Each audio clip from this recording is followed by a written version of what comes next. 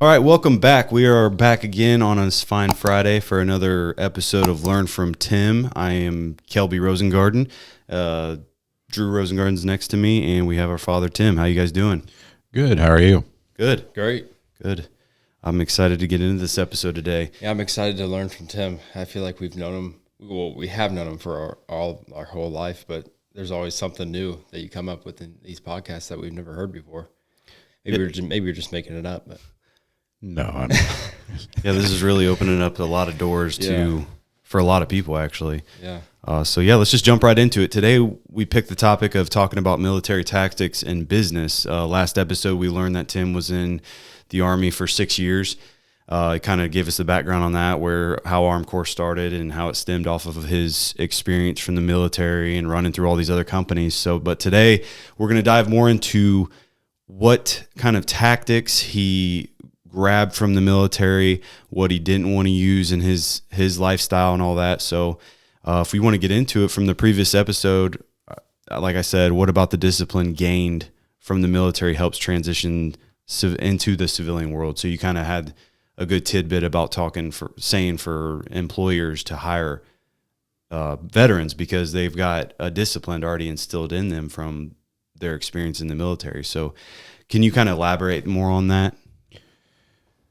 Well, I mean, when you go into the military, there's a structure that it is created because they have manuals and training and everything that they have. Certainly, they know and have to be careful because you got young guys going in at 18 years old, and these drill sergeants have to train them to be cautious and be as a team and understand that there's a process through it. And as that discipline grows, they start to understand the military's way of training and the process of making sure that they're ready for whatever can come in front of them. Mm-hmm. So kind of give some background on the military. I served 8 years in the Air Force. So when you go in, everybody has to go through a basic. Some of them are different. I mean, I think the Marines is the longest at 13 and a half weeks or something like that. How long was your basic? Basic training was 8 weeks, and then another 8 weeks for the schooling for what MOS you went into. Okay. So yeah, they focused on a lot on habits. I think they kind of broke you down for me. Everybody broke you down all to the same person and then built you back up and instilled the same patterns and habits over and over. So I kind of agree with you that discipline everybody's gained, that a civilian cannot and may never go through something like that, be able to get discipline like that. So that's why we're kind of foot stomping. Check out these veterans, go out and interview them. They've got that discipline. They just feel the need. Their purpose is gone now when they're out. So is there anything else you wanted to say on that? No, it's good. Okay. So if you had to name just one, what quality or skill from your service most applies to being a small business owner? Keeping the presentation and structure. The mindset being in the structure is when I took from the military, knowing that in a business you have to have a good structure. So you're doing your own presentation of who you are and what you do. So meaning if what you're going to do and what you're going to dress yourself into is your presentation from the outside, and the structure comes from your inside. Yeah, that's good. You want to add anything to that? Great. So what are some other leadership tactics or processes that you took from the military and applied them to your business? I think one of the bigger ones is forming strategies. Mm-hmm. I feel that's probably the best one. When you are starting up a business or anything in life, you have to have a strategy, and you use that strategy as a system. And so when you're forming strategies on what you're going to do, it's just like putting a 5-year business plan together. You're going to sit there and you're going to look out there in front of you and create a great strategy to get where you need to be. Mm-hmm. So I think learning from the military strategies on what they had to do and what they had to look forward to in the front of them is a big thing for me. Yeah. So speaking to other veterans out there that because you kind of elaborated on the the process of starting a service disabled business, what's something that you would tell these veterans to take advantage of? Like, what's one advantage that you think someone that went through the military, besides the discipline, like what's a strategy like you're talking about they could take advantage of and go out and do for another company? Well, it's their discipline that was helped and groomed for them to be. Even if they didn't want to start up a business, they can take what they've learned in that structure and help a company in the civilian world. Sometimes I lean and think that from the military to civilian world is just because of the name. It's because what we dress differently and what we did for the country. But if you go as a person and discipline and having structure, it doesn't matter from military to civilian. Mm-hmm. I think even from the civilian standpoint is to grow yourself in a structure and have strategies. Yeah. So when you were in, there was obviously supervisors and commanders and first sergeants and all that you faced. Was there some things that you picked up off of them that you still to this day use or really admire? Well, yeah. You're going to have good leaders and bad leaders. The leaders that did a lot of dictatorship didn't allow us to come into situations on our own and learn from ourselves. You can see that a lot of leaders in the military, they give you the plan, and that's what the plan they feel that they need to stick with because they felt that they read it in a book or it was a training that they did. But will that plan work for you? Mm-hmm. And so what I did differently is, one, I didn't want to do dictatorship. I want to make sure that the people out there can make their own plan. And if I feel it's 70% of what I think could happen, let them go with their plan because they're comfortable with what they've created. Mm-hmm. And that makes them successful and learn from their plan. Yeah, that's good. So you've learned, basically what I'm hearing, and I agree with you, is that you can learn from all leaders. You can learn what not to do or how not to be or what to do and how to be, and then build off that. So it sounds like you've done that and you have done a great job here. So tactics to avoid, or is there like one that sticks out to you that you saw in a leader or something? You don't even really call them leaders. I feel like they're just more bosses and dictators, like you said. Yeah, the dictatorship is a tough one to swallow, but you had no other choice.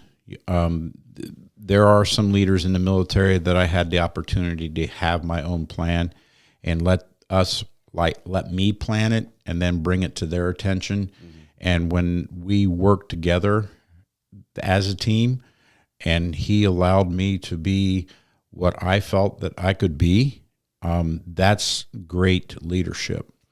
But when I went to people as some of the officers and told them what I felt that we should do, because of some of the experience I had and he didn't, it was a disagreement upon. And so we have to go with their call, which is a kind of a situation. It's a scary situation because you know in your gut that that's not going to work, but that's where you have to follow the chain of command, and sometimes that could really not work out well. Mm-hmm. So you think the leadership's changed from when you were until now in the military? I believe so. I think it has went to a better direction. The leaderships that I hear and a lot of the podcasts you hear from a lot of the ex-military people, and understanding what kind of leadership I went through is different. And I feel that, and I still strongly feel that the leadership that's in there now is more of the way it should go. Mm. Even you think about Vietnam, there was maybe leaders, but they were strong and had chips on their shoulders. And maybe there's a lot of things that they could have known and done differently. But as time goes, I'm seeing better leaders and hearing better leaders in that military. Gotcha. So speaking to those leaders, what would you give to them as they go through their career in the military? What would you tell them as a civilian now that you've came to the civilian side and you've started a business and continued a business? What's something like a leadership tactic that they could take in the military and kind of build off of and change? Well, first, I'd probably sit them down and just ask them questions. You're not going to find out about a person until you ask the question. And if the questions are answered in the way you feel, then you can kind of see what kind of leadership. But then my suggestions to them is allow the people underneath them speak. I feel that sometimes that these people out there, no matter where you're at, are afraid to speak. And to be a good leader or coach or a person that's in charge or an owner is to hear your people out. If you can hear your people out, you're going to learn more from that than you would be if you think you can read from a book, because it's the eye to eye, work to work together. And I would tell them is listen to them. And if it feels good, then you're going to know more about that person, and you can train them into a way it's adaptability for them. What's the hardest thing you think for you, what was the hardest thing to transition in the civilian life? I don't know if it was really hard. I think that if I had a good mindset, knowing that I couldn't finish my dream is to stay in the military. As being injured, there's a lot of things that you're not able to do. So transitioning out to the civilian world was kind of a scary thing, is because you had to go out there and actually find something to do. It wasn't that you woke up every day and did the same thing every day. Yeah. It was different every day. A lot of the soldiers now that have went into war and not as fortunate as I has been, they're going through tough times. And they have to have their pride to make sure that when they get out is to find that help. And so I was kind of leery getting out, but then again, it was a different change. Yeah. So knowing what you know, would you say it's easy? It's easier, but there's a mantra or something, a stigma that people think it's not easy to get out and transition to the civilian life. Would you say it really is easy transferring from military discipline to civilian life? It's just, I wonder where the disconnect is as a civilian. What we need to do better to welcome these veterans. I think it's just the name. I think it is military person, veteran to civilian. I think they put a name in front of them and in their head. I think they're no different. They're no different when they were in, and they're no different when they get out. It's a person. It's your mindset. It's how you feel about yourself. If you take what you've learned from in the military into outside the military, it is no different. You take that same attitude and that same discipline, and you can do just as well as you were in. They just got to keep that habit. And that's where a habit is always repetitiously the same thing. Yeah. If they can keep motivated in a way of a mindset and a habit, then that's what happens when they get out. Awesome. So is there any specific field experience that you had in the military that correlated with what you're doing now? Like, did you get an advantage there? Do they make it pretty easy with what you're doing in the military, work related? Do they make that fairly easy to transition? Yeah, if you retain it. It's about retaining. And what it was is the adaptability. When they're in the military, there are a lot of things that gets thrown in front of them. And if you can adapt to that and learn how to get to it, you don't learn that overnight.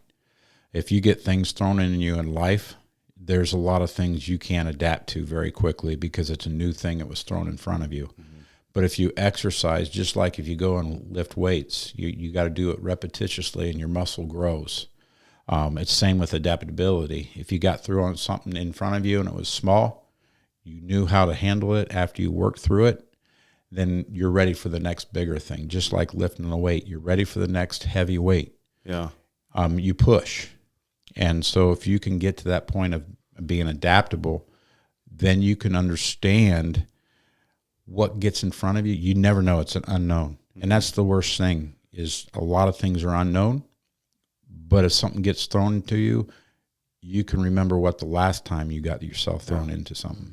So I'm hearing a lot. Another characteristic for a veteran is they are adaptable. Because you're kind of forced. One, you can't just go quit the job if you don't like it. I mean, you're going to go through a whole process and it's not fun.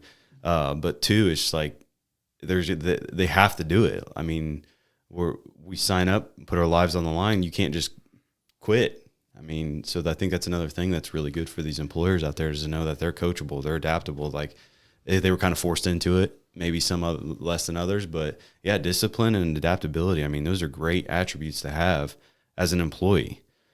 So is there anything else? I mean, any other leader that sticks out to you when you were in, that maybe taught you something personally, professionally?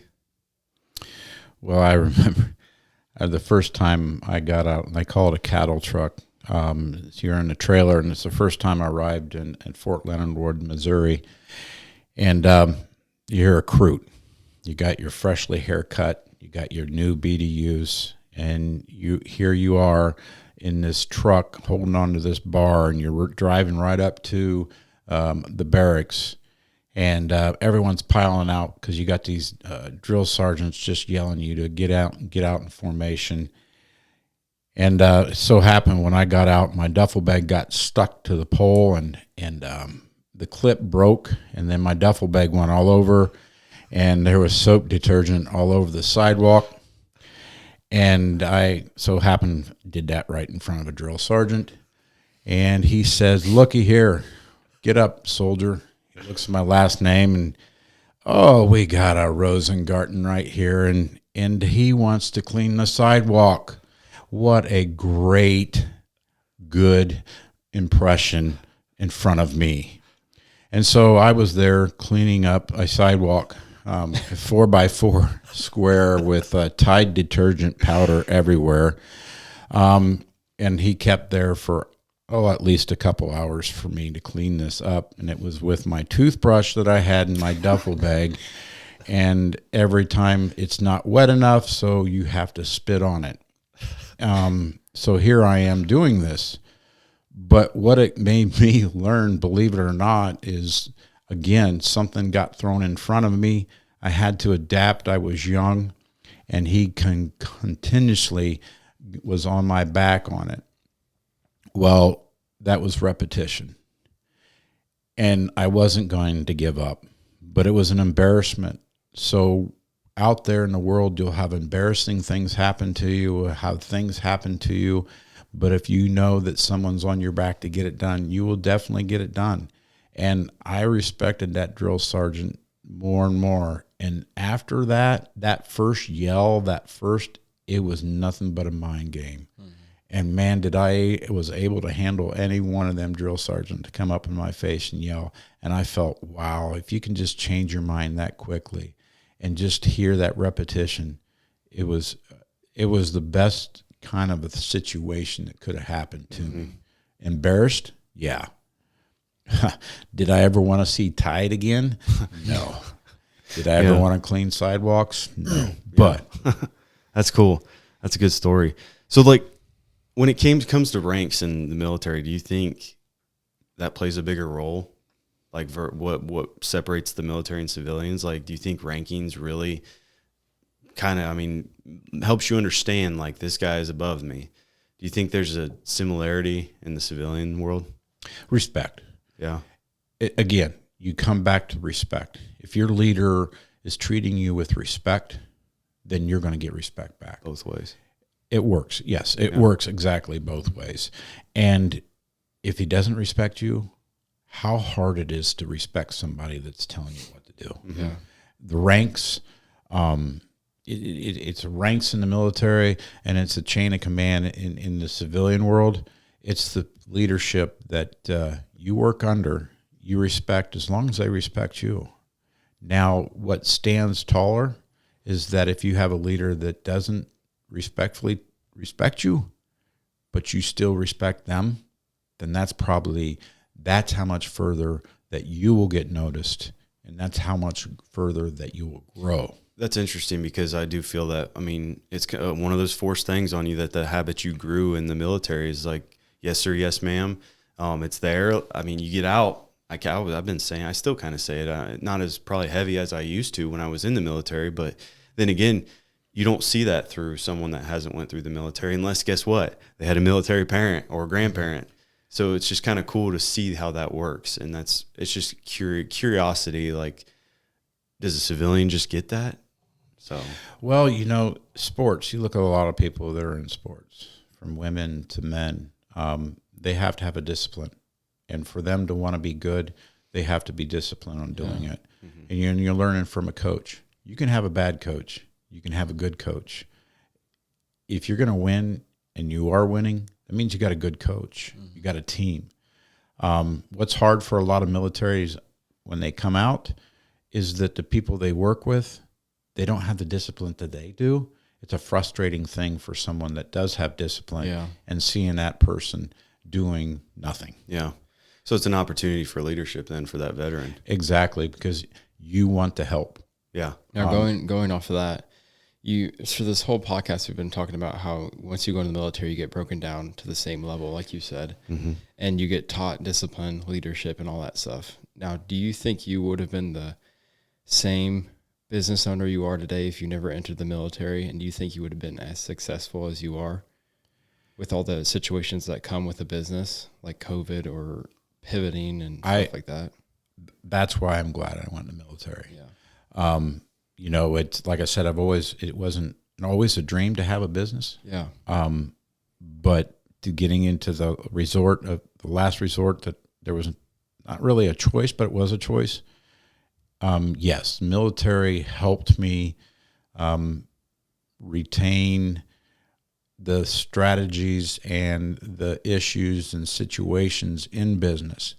But what I had to do was calm down the force, meaning it's not a demand. Yeah. You have to learn from many other business owners of the goods and the bads of respecting people. And that's when people come first here. Yeah. I probably would have never been able to where I'm at now without allowing the people to be first here, without learning from just not only military, but from other business owners that weren't so good and business owners that were phenomenal. Yeah. And you put that all together, then you start realizing that people are what make the business. Yeah. That's a good point. It's really good. Is there anything else you want to add? You got any more notes on there you want to share? No, I could barely read them because I don't have my glasses on, and I got them around my neck. But this is, I feel what's going on here is it's a fun thing to do. If we can help or reach out to one or two veterans or companies that they can realize, and even our competitors out there, if this can help them hire a vet or be a better leader, then I've achieved what I'm wanting to do with this. Yeah. So kudos to how you guys put this together, because if we're reaching out to no matter who, a civilian or military, it's a huge thing because without good business owners, you're having a failing economy. Mm-hmm. I think this is huge because you hear the 22 a day and these veterans killing themselves, and it's because it's for me. I personally think it's because they don't have their purpose. They don't know their purpose anymore. Yes, there's the PTSD and everything, but I think this will be huge because we're providing. You're highlighting what the attributes you get from the military. What we've talked about a lot today is discipline and adaptability. And those two right there are huge, because if you have the discipline to be adaptable, I mean, you're going to be able to get through any situation. And business owners out there, know this, hire this, look for this, because they're going to be disciplined for you. And guess what? When you hire that and instill that into your company, there's going to be other employees around them that are like, oh, wow, they're exceeding. Some might get very judgmental of that, and they might just work themselves out of that situation, but it might be contagious. So I mean, you see that a lot. And for people who are coming out of the military and are worried about finding a job, just go out there and put yourself out there. Yeah. There's avenues. Could there be more? Maybe, but just know there's avenues and there's people willing to hire you. People who are coming out of the military that want to start a business like Tim has, just know that you are equipped with the right skills to start that business. Number one is discipline. And if anybody in life has discipline, and you can get exactly what you want. There's no way you can fail.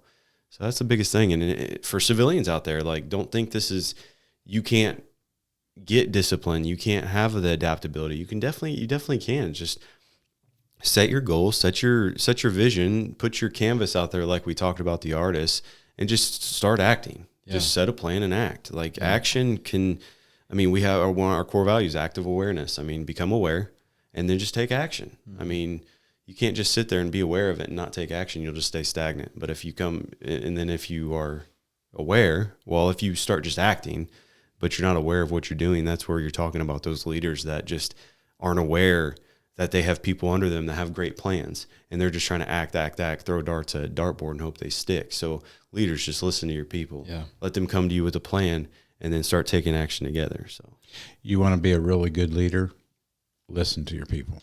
Yeah. That's what makes you stand out. In the veteran world, they don't want to hear what happened to them. They want to create that new picture. For sure. Ask them to say, hey, what can we do to get you to your new picture? Where's where you want to go? Yeah. And to repeat everything that happened to them in the past is just the same old thing. It really puts them down. And that's where a lot of that 22 a day is they're seeing their repeat. What they need is a new canvas, and they need that new picture. And if you can sit with them and say, instead of asking them questions, what happened to you, forget it. Let's make sure what we can do for you to start it. Yeah. And talking about it, I think, is the best cure for PTSD, and just talk about it, feel those emotions. But yeah, don't sit on them. Don't continue to talk about it. Don't crutch that employee as a leader and think, oh, I just have to coddle them. I need to watch what I say or what I do. Yeah. The right person will accept your feedback and run with it because they have that discipline. You just have to highlight it and take advantage of that and just give them the opportunity to do that, basically. So, yep. I think it's great. Yeah. And if you guys have questions, I know we talked about having another episode for any veterans out there that want to ask us questions on this podcast. So we might make another episode if they want to send in unanimous questions, like a Q&A with you or us. They can send them in to Drew or Kelby at armcorpinc.com. Armcorp Inc. is ARMCORPINC.com. Even if you have business questions, Tim's right here. Every episode, we can make another episode with him answering all these questions. Yeah. We might just be able to start doing that. If you have any questions, we'll divvy it out to whatever episode it'll go to. If it's a culture related one, we can answer that the best we can on there. If it's directed at veterans or business or anything, Tim can answer it. We'll start answering questions on the show, get more involved. We do have our Facebook and Instagram accounts. LinkedIn are up. Yeah. YouTube is up there. So subscribe to that if you want to keep getting these videos. It's just going to keep getting bigger and bigger. It's a snowball effect, and I'm excited for it. Yeah, so am I. Yep. So, yeah, well, if you guys don't have anything else, that'll wrap us up for today. Yep. Yeah, I'm good. Well, you guys have a good day.